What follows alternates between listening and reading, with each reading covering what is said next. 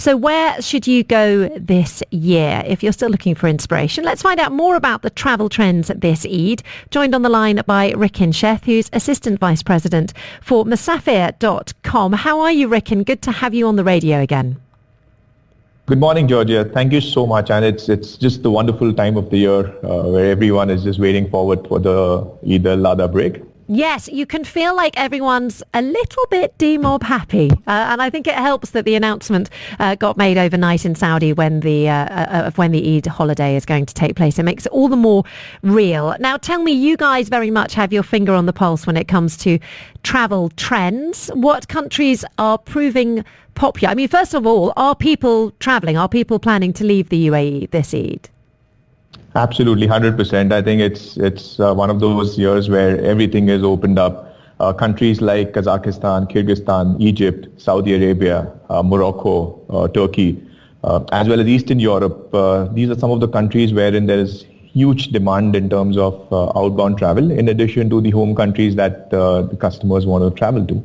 How about the style of holiday that people are choosing to take? We are very close to the school summer holidays here. So I imagine lots of families, a bit like ours, have had to sort of split their decision. You know, we're not going to be going on a holiday in July and August because we're going on a holiday at the end of June. So, this summer is going to look a little different for us as a family.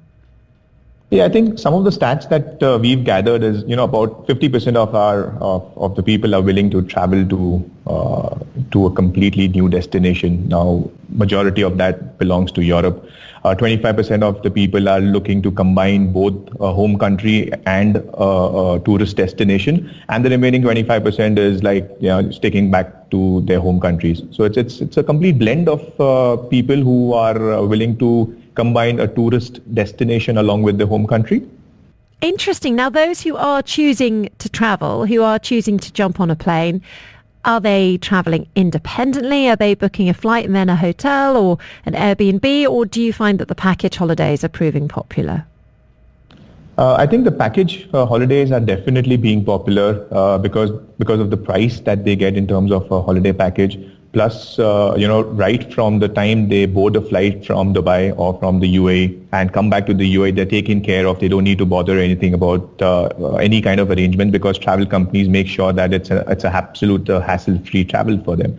However, having said that, yes, there are people who are actually going on Airbnb and trying to explore the non-conventional way of holiday packages as well. Where do you think the best value is? So for people out there who haven't booked anything yet, and I know that there's a real trend for people leaving it till the last minute in the UAE, I think partly because although we kind of always know when these holidays are going to take place, until they officially get announced, I suppose you could be a little nervous about booking a flight, for example. So where's the best value, do you think? I think North African countries, including Egypt, Kazakhstan, Kyrgyzstan, Turkey. But again, having said that, you need to make sure that you have the right kind of residency and the right kind of passport nationality in terms of acquiring the visas as well. But yeah, I think some of these countries are definitely a good deal. Yeah, which countries are offering that visa-free travel? Because there are, obviously we've got lots of different nationalities listening to the radio show now, but are there certain countries that really do open their doors more widely than others? Yeah, for sure. So Azerbaijan, Georgia, these are some of the countries which are very widely accessible. Saudi Arabia has opened up in terms of an e-visa for UAE residents, which is available in minutes. Kazakhstan, Kyrgyzstan, Turkey as well. There are quite a few slots available in terms of appointments, as well as in case if you have any kind of long-term visas, you can get an e-visa in Turkey as well. Do you know, we had VFS on a couple of weeks ago, and the lady that works there, they organise visas here in the UAE for lots of different countries.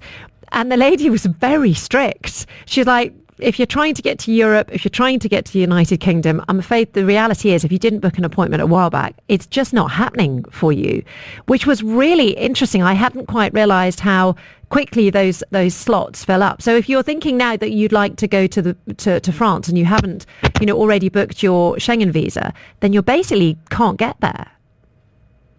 That's absolutely true, Georgia. I think that's That's spot on.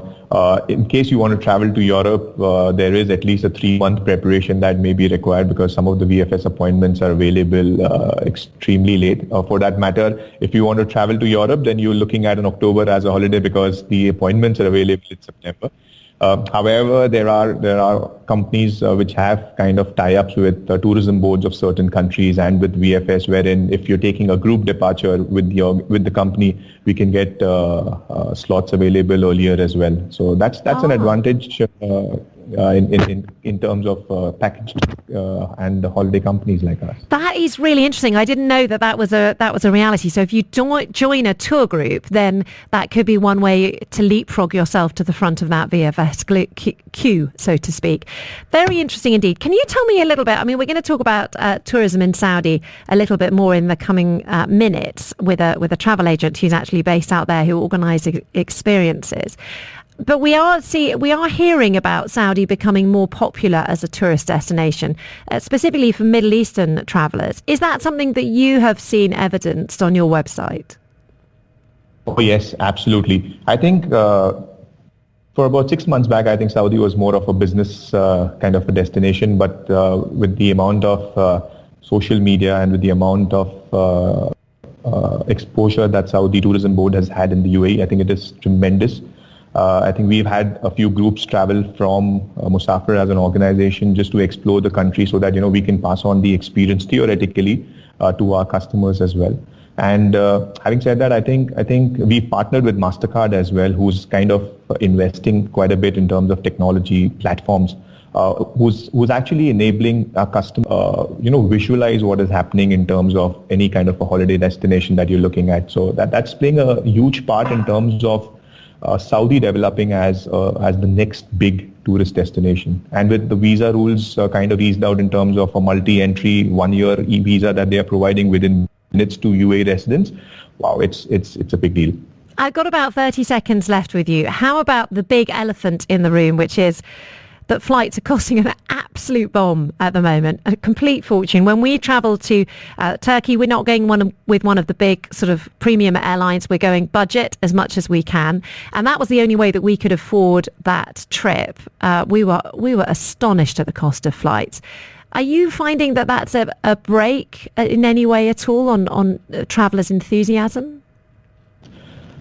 Well, there are two sides of it, right? Either you are a last-minute traveler and then you, of course, face these kind of challenges, or you plan it in advance. And I think holidays is something that you should plan a little bit in advance to avail better deals. So for any airlines, it is a business as well, right? So if they are selling 10 seats, where 8 seats are at a very economical price, and then the last couple of seats, if they are sold out, they probably go into a premium economy or a business or a first class. So it's like you can't really blame them. It's just that you've not planned enough in advance, right? Plan ahead. That is great advice for all of us and something that invariably we end up completely forgetting. But thank you very much indeed for the reminder. Rikin Sheth, their Assistant Vice President for Musafir.com, joining us